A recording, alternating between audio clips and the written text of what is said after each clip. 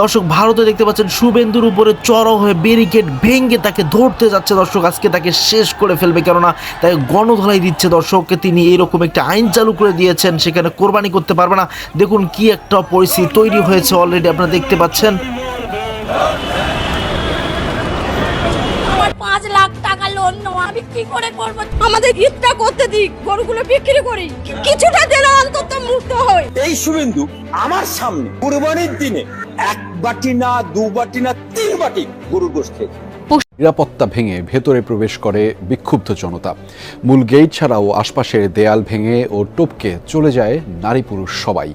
হাজার হাজার মানুষের ভিড়ে নিরাপত্তা দূরে থাক বিজেপির নেতা শুভেন্দু অধিকারীর বাসভবন চেনা দেয়।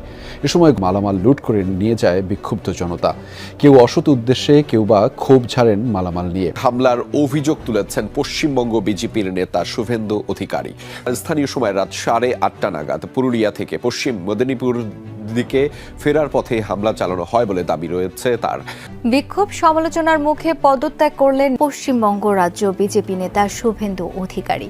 দেশটির জেনজি কিশোর তরুণের ডাকে সরকার বিরোধী আন্দোলনে উত্তাল বিভিন্ন শহর। ভাঙচুর, অগ্নিসংযোগের ঘটনা ঘটেছে শুভেন্দু অধিকারীর বাসভবনে। রাষ্ট্রপতি দ্রৌপদী মুর্মুর কাছে পদত্যাগপত্র জমা দিয়েছেন শুভেন্দু অধিকারী। দিল্লির রাষ্ট্রপতি ভবনে পদত্যাগপত্র জমা দেন। তাই শুভেন্দু অধিকারী লেখাপত্র এদেরকে নিতে হবে। হিন্দুদের এইভাবে বাঁচানো যায় না দাদা। আমাদের গরু যদি না বিক্রি হয় আমরা কিভাবে দেবো? খবর নাই, আমি গরু হেঁটে হেঁটে নিয়ে যাবো। এক না তো গলায় দড়ি দিতে বলো, আর না হলে বিশান্ত বলো। শুভেন্দু অধিকারী এসে তুই গদিতে বসে আছিস, তুই কি করছিস? তাহলে 14 বছরের জন্য কি শুধু তোমাদের গোমাতা? এক্ষুনি যে তাহলে হচ্ছে গলায় দড়িতে মরলে ভালো হয়। সরকারকে বলবো এইভাবে না মেরে আমাদের হাতে বিষ তুলে দেখ, আমরা বিষ খাই। হয়তো গরু বিক্রি না করলে আমাদের চলবে না, আমরা কি করে খাবো? হয়তো ব্যবসায়ী এইটা দুধ শেষ হবে, গরু বিক্রি করবো। এক কট্টরপন্থী নেতার ক্যারিয়ারের জবনিকাপাত কি? দর্শক শুভেন্দু অধিকারীর উপর যে এরকম হামলা করবে এটা আমরা আগে থেকে জানতাম, কেননা কোরবানির আগে হিন্দুরাও কিন্তু আসলে গরু বিক্রি করে, সেটা মুসলমানরা কেনে। সে আশা করেই তারা গরু বাসায় লালন পালন করলে এখন কোরবানির সময় যারা মুসলমান ছিল ইন্ডিয়ার তারা বলতেছে তারা কোনোভাবেই গরু নেবেন না হিন্দুদের। এখন হিন্দুরা তো বাটে পড়ে গেছে, কার উপর দায় চাপাতে হবে? শুভেন্দু। তারপর শুভেন্দুকে ধরে ফেললেন সকল হিন্দুত্ববাদীরা। দর্শক আপনারা দেখতে পাচ্ছেন আসলে একটা বিষয়, আমরা কিন্তু একজন আরেকজন অতপ্রতভাবে লেগে আছি, অথচ যখন মুসলিমরা যারা গরু লালন পালন করছে শুধু মুসলমান দেখে দেখে কোরবানি গরু ক্রয় করতেছেন, তখনই কিন্তু ধরা পড়ে গেছেন এই যারা হিন্দুত্ববাদ ছিল, যারা হিন্দু ছিল তারা। আর শুভেন্দু কথাটা বলে যেন এই আইন পাশ করে নিজেই যেন মনে হয় যে ভ্যাপাচাকা খেয়ে গেছে। দর্শক আজকের ভিডিওটি দেখাবো তারা কিভাবে ধরে ফেললেন, সে ভিডিওটি দেখবো। সংশ্লিষ্ট ভিডিও না টেনে সম্পূর্ণ ভিডিও দেখতে হবে। যদি আপনারা জানতেন চলুন আমার সঙ্গে সে ভিডিও দেখতে হবে, না টেনে সম্পূর্ণ ভিডিও দেখতে হবে। চলুন দেখা যাক। শুভেন্দু অধিকারী লেখাপত্র এদেরকে নিতে হবে। হিন্দুদের এইভাবে বাঁচানো যায় না দাদা। আমাদের গরু যদি না বিক্রি হয় আমরা কিভাবে দেবো? খবর নাই, আমি গরু হেঁটে হেঁটে নিয়ে যাবো। শুভেন্দুর কারণেই আত্মহত্যা করতে চাইছে পশ্চিমবঙ্গের হিন্দু গরুর খামারিরা। ক্ষমতায় বসেই কোরবানির ঈদ পণ্ড করতে শুভেন্দু যে নতুন আইন প্রণয়ন করেছে, তার ফলে এবার তার বিরুদ্ধে ফুঁসে উঠেছেন সেই হিন্দুরাই, যাদের হিন্দুত্ববাদ নিয়ে তিনি অহংকার করেন। আসন্ন কোরবানির ঈদকে নিশানা করে গবাদি পশু জবাইয়ের উপর নজিরবিহীন প্রশাসনিক কড়াকড়ি ও আইনি খড়গ নামিয়ে এনেছে পশ্চিমবঙ্গের বিজেপি সরকার। নতুন নির্দেশিকা অনুযায়ী 14 বছরের বেশি বয়সী বা স্থায়ীভাবে অক্ষম না হলে এবং পৌরসভা ও পশু চিকিৎসকের জটিল শংসাপত্র ছাড়া কোনো গরুই জবাই করা যাবে না। মুসলমানদের ধর্মীয় উৎসবকে কোণঠাসা করার এই হীন রাজনৈতিক চাল খোদ শুভেন্দুর জন্য আজ বুমেরাং হয়ে দাঁড়িয়েছে। এই আইনি আতঙ্কে মুর্শিদাবাদের ডোমকহল সহ গোটা রাজ্যের পশুর হাটগুলো সম্পূর্ণ ক্রেতা শূন্য। আর এর সবচেয়ে বড় শিকার হচ্ছেন সেই প্রান্তিক হিন্দু খামারিরা, যাদের ভোটের উপর ভর করে শুভেন্দুর এই ক্ষমতার আস্ফালন। সারা বছর ব্যাংক বা মহাজনের ঋণ নিয়ে কোরবানির মৌসুমে বিক্রির আশায় গবাদি পশু লালন পালন করেন লক্ষ লক্ষ অমুসলিম চাষি। এই আয়েই চলে তাদের সংসার, সন্তানদের পড়ালেখা কিংবা মেয়ের বিয়ে। আজ হাটগুলো বন্ধ থাকায় ঋণের দায়ে মহাবিপাকে তারা প্রকাশ্যে বিষ খেয়ে আত্মহত্যার হুমকি দিচ্ছেন। ক্ষুব্ধ হিন্দু খামারিদের হাহাকার আজ আকাশ ছোঁয়া।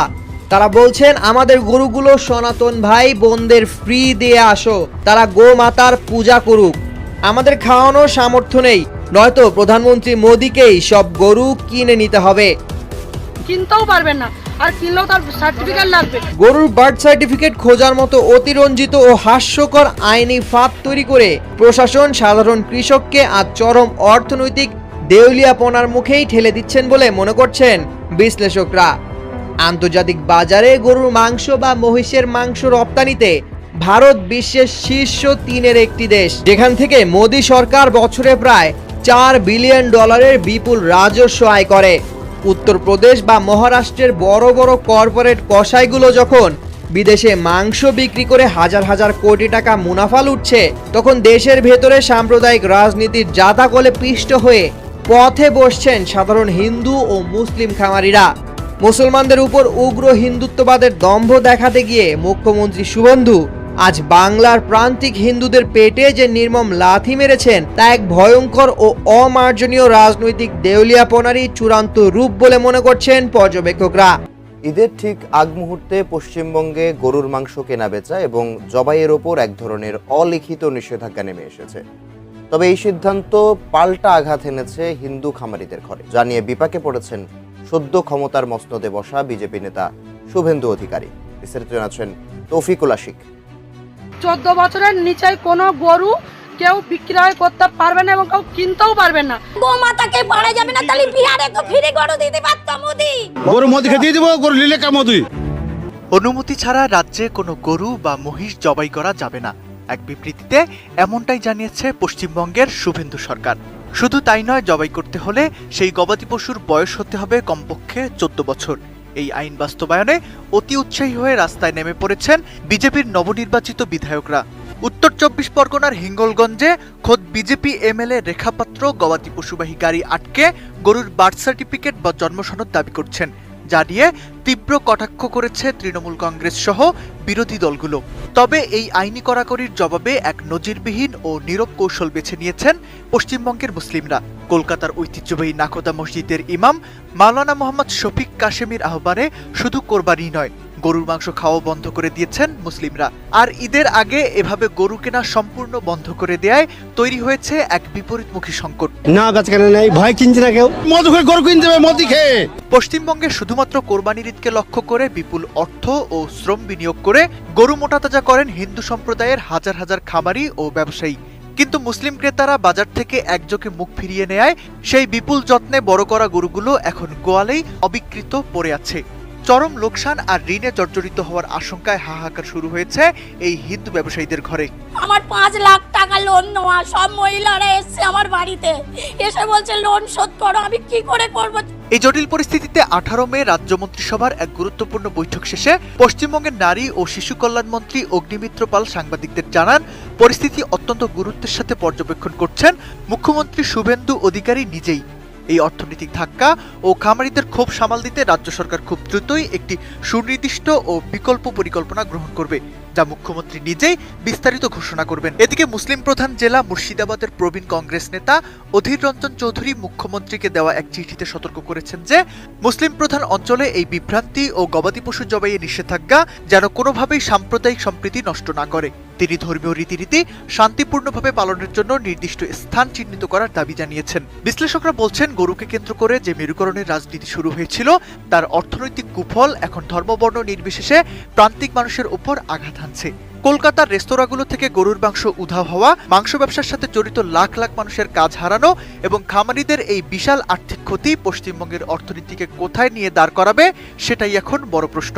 এমনই দুশ্চিন্তায় দিন কাটছে ভারতের পশ্চিমবঙ্গের হিন্দু খামারি ও ব্যবসায়ীদের। রাজ্য জুড়ে এখন উদ্বেগ আর অনিশ্চয়তার আবহ। কোরবানির ঈদকে ঘিরে একদিকে নিরাপত্তাহীনতায় ভুগছেন মুসলিম ক্রেতারা, অন্যদিকে চরম দুশ্চিন্তায় পড়েছেন গরু পালনকারী হিন্দু কৃষক ও ব্যবসায়ীরা। শুভেন্দু অধিকারী এসে তুই গদিতে বসে আছিস, তুই কি করছিস? মানুষকে এরকম করে হিন্দু ধর্মতে সবকিছু তো নষ্ট করে দিচ্ছিস। ও পুরো গদিতে বসে আছে আর গরিবদের পেটে লাথি মারছে। আমাকে নিয়ে যেতে বলো, গুলি টানতে বলো এসে। উগ্রবাদী গোষ্ঠীর হুমকি উত্তেজনাকর পরিস্থিতির কারণে অনেক মুসলিম ক্রেতাই গরু কিনতে ভয় পাচ্ছেন। ফলে পশুর বাজারে ক্রেতা কমে যাওয়ায় বিপাকে পড়েছেন হিন্দু খামারি ও ব্যবসায়ীরা। কোরবানির মৌসুম ঘিরে যে বেচা কিনার আশা ছিল তা অনিশ্চয়তায় পড়ে যাওয়ায় অঞ্চল জুড়ে বাড়ছে চরম উৎকণ্ঠা। ভারতের পশ্চিমবঙ্গে 2026 সালের বিধানসভা নির্বাচনে প্রথমবারের মতো ক্ষমতায় এসেছে বিজেপি। এর মধ্য দিয়ে কেন্দ্র ও রাজ্যে একই দলের ডাবল ইঞ্জিন সরকার গঠিত হয়েছে। তবে রাজ্য জুড়ে বিজেপির এই উত্থানের পর থেকেই মাথাচাড়া দিয়ে উঠেছে উগ্র হিন্দুত্ববাদী গোষ্ঠীগুলো। গোহত্যা বন্ধের দাবিতে বিভিন্ন এলাকায় গরু জবাই ও পশু পরিবহনে বাধা দেওয়ার অভিযোগ উঠছে তাদের বিরুদ্ধে। অনেক স্থানে গরু ব্যবসায়ীদের ঘিরে ধরে মারধর, হয়রানি এবং পুলিশের সোপর্দ করার ঘটনাও সামনে আসছে।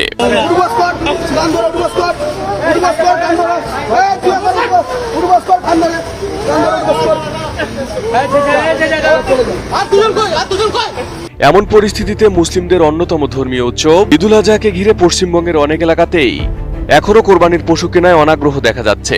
মুসলিমদের অভিযোগ বাজার থেকে কোরবানির উদ্দেশ্যে গরু কিনে বাড়ি ফেরার পথে বিভিন্ন স্থানে উগ্রবাদী গোষ্ঠীর বাধা, হয়রানি, এমনকি জোর করে গরু ছিনিয়ে নেওয়ার ঘটনাও ঘটছে।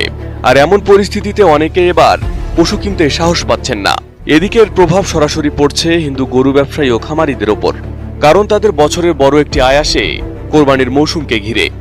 ঋণ নিয়ে গরু পালন করে মুসলিম ক্রেতাদের কাছে বিক্রির আশায় থাকেন তারা। তবে এবার এখন পর্যন্ত গরু বিক্রি না করতে পারায় বড় লোকসানের আশঙ্কা করছেন খামারিরা। আমার 5 লাখ টাকা লোন নেওয়া, সব মহিলারা এসছে আমার বাড়িতে, এসে বলছে লোন শোধ করো। আমি কি করে করব? চলো আমার বাড়িতে কি অবস্থা, আমি কি করব আমি ভেবে পাচ্ছি না।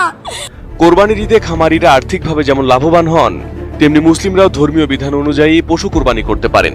তবে রাজ্যে বিজেপি ক্ষমতায় আসার পর তৈরি হওয়া উত্তেজনাপূর্ণ পরিস্থিতিতে এবার কোরবানির বাজার নিয়ে দেখা দিয়েছে বড় ধরনের অনিশ্চয়তা।